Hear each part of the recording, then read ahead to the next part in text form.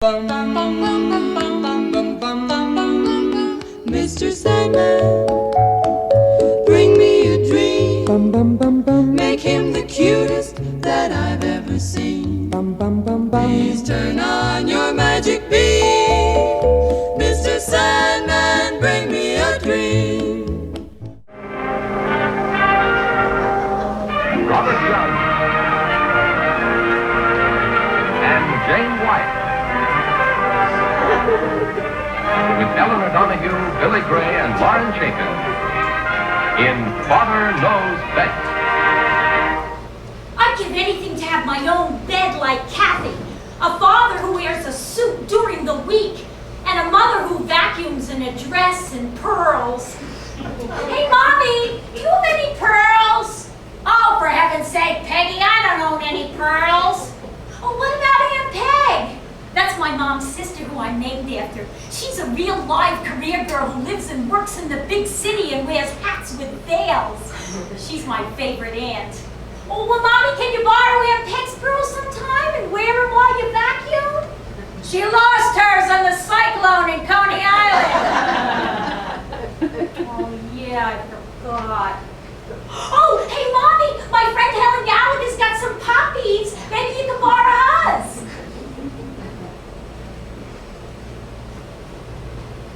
I grew up in Sayville, New York, a little hamlet on the eastern end of Long Island. Now, Sayville wasn't as famous as Springfield was, where the Andersons lived, but it was sort of famous because it's the only crossing over point to Cherry Grove on Fire Island, otherwise known as the National Gay Seashore. My parents, Dot and Bill, bought their salt box dream house for $8,990. 89.9, as my mom likes to say. They were able to purchase it with a GI loan and a $5 retainer that my father had to borrow from my Uncle Larry. Our neighborhood was a typical housing development to the 1950s, but there were a lot more kids on my block than I ever saw on the Andersons. Hi, Michael. Hey, Larry. Hi, Bobby. The Triptree brothers.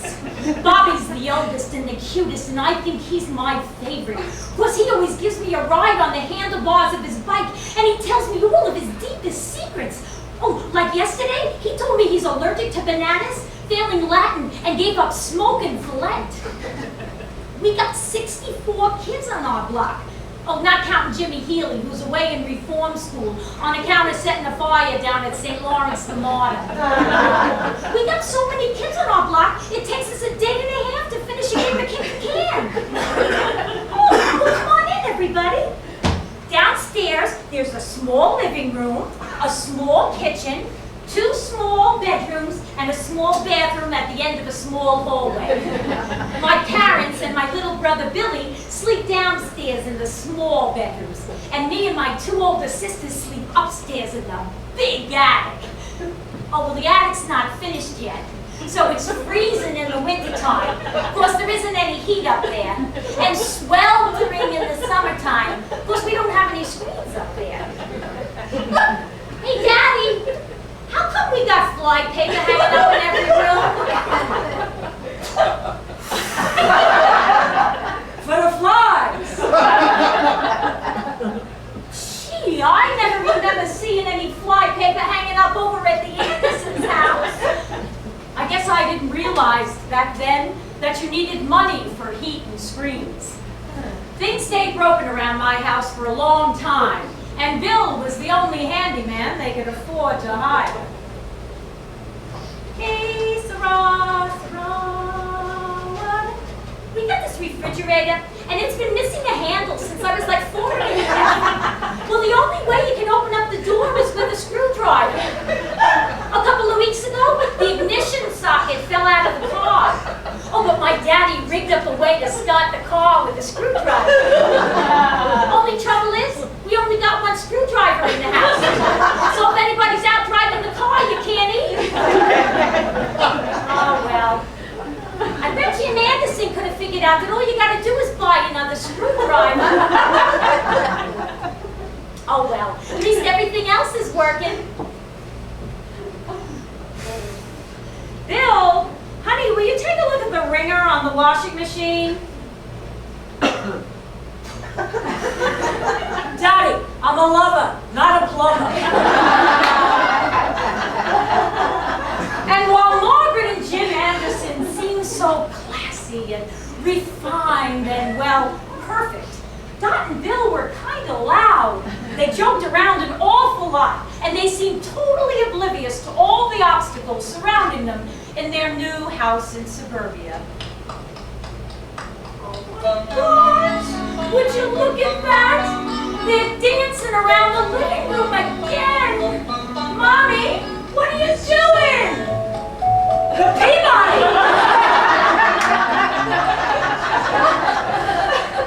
So, while Fred and Ginger are downstairs doing the Peabody in the 2x4 living room, me and my two older sisters, Maureen and Pat, were either sweltering or freezing our asses off upstairs in the unfinished attic. Oh my God! I am so excited! I just found out that we're going to get the attic converted, just like the Triptrees and the Heights and the Dykhoffs and everybody else on the block! Except we're not going to get the extra bathroom or the heat. They're just going to lay down a linoleum floor and hang some walls, and they've even hired somebody. They hired Mr. Barbieri, a carpenter and father of 7, from Elaine Drive on the next block to do the job on his nights and weekends off. Oh, I babysit for the Barbieris, so I know a lot about them. Mrs. Barbieri is a willowy blonde, and she really stands out around here because there's not too many willowy types in my neighborhood. And I know for a fact that the cooking bread man spends a lot more time over there than it takes to deliver a loaf of rye. And so, after a few grueling hot summer months, Mr. Barbieri was finished with the attic, the Dugan man was gone, and Mrs. Barbieri was knocked up again. I remember the day we saw our new room for the first time. Oh my gosh. Oh, Mommy, Daddy, it's beautiful. It's just like a palace. It's just like, girls, come on, let's play Cinderella, please. I'm Cinderella! Of course, the palace was still freezing up there because we still didn't have any heat.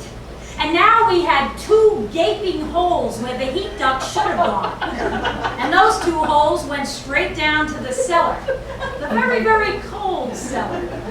Handyman Bill tried to keep his little princesses safe and warm by covering up the holes with record albums. Over the left hole, we had the best of Frankie Lane, and over the right hole, we had Julius LaRosa's greatest hits. Hey, Daddy, could you come up here and take a look at the holes in the palace floor? I've already seen them. So you gotta be really careful around here, because if you're not slipping on Frankie Lane or Julius LaRosa. Uh-oh. Mommy, Peggy's foot is stuck in the hole again. Oh, for heaven's sake, Maureen, just twist it, it'll come out.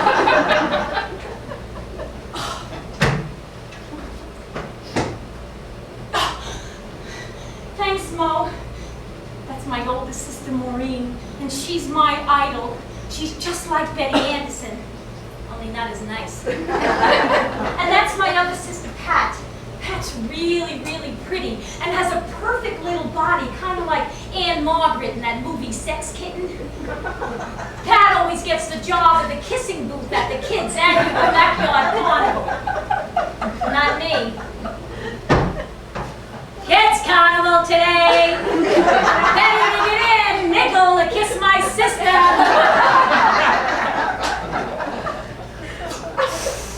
Peggy, not so loud, fish mouth. Captain Anderson's father calls her kitten.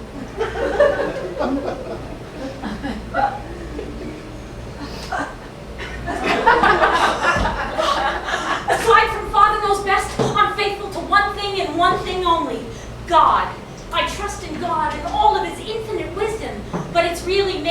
the Mother of God, who I rely on for the big stuff.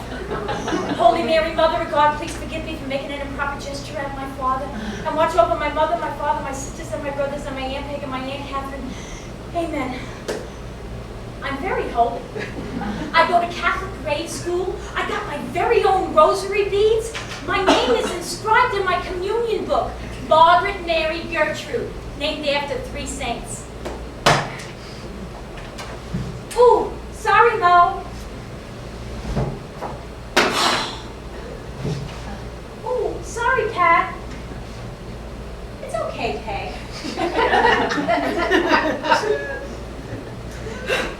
Now, the Andersons may have enough blankets to go around their house, but the Mannixes don't. So even though we got 2 beds up here in the palace, in the wintertime, me and my sisters sleep in the same bed to keep each other warm. Maureen's here reading her giant version of Gone with the Wind for the 6th time. And Pat's here looking fabulous. Reading her Fabian magazines by the light with the lampshade that my mother made from our used nylons. And I'm squished here in the middle, praying while clutching my favorite rosary beads with the gigantic cross of Jesus Christ on the end. Ooh, sorry, Mo. Good night, girls. When we got up in the morning, the first thing we all did was check ourselves in the mirror in size order.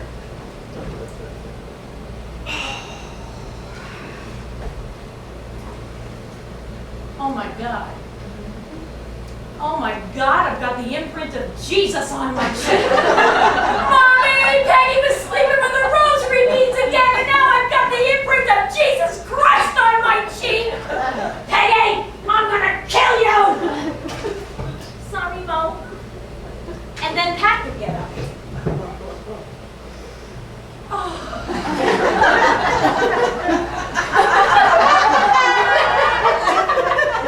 And Pat would make her way over to the mirror to check and see if everything with her was as fabulous as the night before.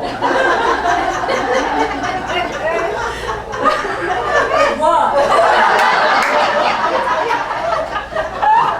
And then I would get her, steering clear of the wrath of Maureen with the stigmata on my cheek. And I would make my way over to the mirror to check and see if Mary, the Mother of God, had heard my prayers about my Revlon doll.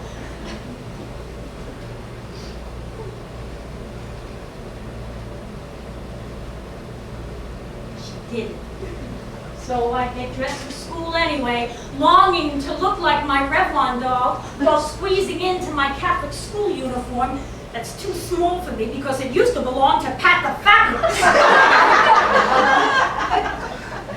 The way I figure it, the only thing we got more of than the Andersons are kids. The last one arrived on a hot summer day in July 1962.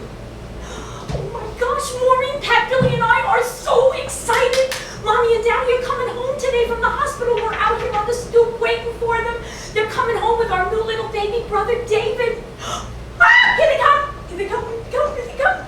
Ah. Gee, they don't look as excited as we are when they get out of the car. Gee, they look really nervous as they gather us all quickly inside. Look, kids, the baby's got some problems. The doctor says he's got some things wrong with him. We're going to have to watch over David really carefully, okay, kids? Remember, be very, very gentle. I'm going to teach each of you how to hold him, but always, always hold his head tightly. Using these really big words like cerebral and palsy and epilepsy. Maureen runs upstairs to the attic to get a dictionary, and Pat runs into the bathroom, and I follow her, but she closes the door, and why do you get her crying? Nobody but me notices Billy sneak into the back room he'll share with his new little baby brother. I take a peek into the blanket, and all I see is this perfect little baby with peachy skin and curly red hair. Gee, doesn't look like there's anything wrong with him to me. Every morning at 6:30 a.m. sharp, Mrs. McManus, a registered nurse and good friend of the family, would walk over from Holly Drive to give David his daily shots of phenobarbital and Dilantin to help with the grand mal seizures that were racking his tiny little frame. And every night at David's bedtime, I'd sit on the floor by the shiny early American cradle we had borrowed from the Dolans and rocked my new little brother to sleep. My prayer shifted. Holy Mary, Mother of God, please make Dave's legs straight now and help him to stop shaking so much.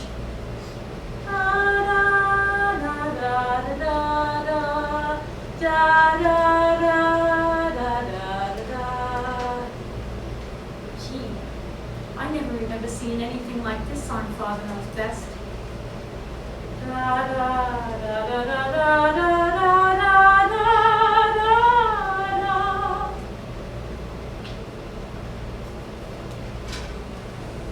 With Dot and Bill's unconditional love and the simplest acts of inclusion, David's infectious spirit and his joy eased our worries about him as he became just one of us.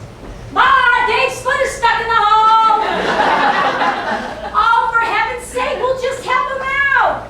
Oh, Ma, he's got his braces on! Just unscrew the brace and gently lift him out. Okay. Hey, Dave, do you know where the screwdriver is? Thanks, Dave. Mwah! Give me 5. On the flip side. Don't go anywhere. One by one, all the kids except David left the Saltbox Dream House to pursue dreams of their own. Sports became Bill and Dave's way of communicating, and Dot fostered his reading and writing skills with the help of the sports pages. Like 2 Irish prizefighters, they took on the school system, and David was one of the first special ed kids to be mainstreamed at Disabled High School, where he became a celebrity of sorts. Every Friday afternoon, the principal of the high school would get onto the PA system and announce, "Ladies and gentlemen, Las Vegas has got Jimmy the Greek, Sable Eye's got David Maddox, and now here's Dave with his weekend picks." And every Saturday afternoon during football season, 2 varsity linebackers would hoist David up that high and rickety ladder up to the announcer's booth, where he would give his play-by-play, and where he became affectionately known as the voice of the Golden Flashes. Now, sometimes it was a rough and tumble trip up that ladder, but Dave learned how to handle it. Hey, he learned how to handle the refrigerator without the handle and the holes in the attic floor.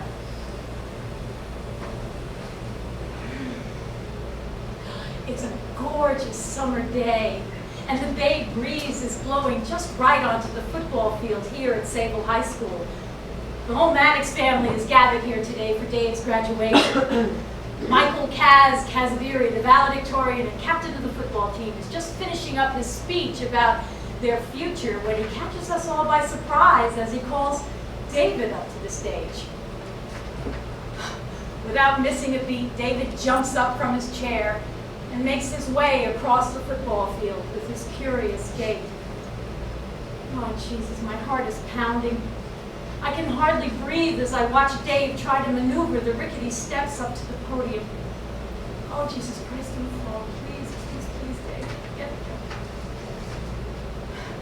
He's there. Kaz is giving him a big bear hug, handing him a plaque as he reads to the crowd. To David Maddox, from the graduating class of Sable High School, thank you for showing us the true meaning of determination. The whole stadium is on their feet, cheering wildly. The noise is just deafening. I glance over to Dot and Bill, their eyes glistening as they cheer proudly. And it's at this moment that I realize my parents may not possess the standard Suburban Tools like the Andersons, but the tools they gave their kids come with a lifetime guarantee. And the Maddox family, they look a lot better than the Andersons ever did.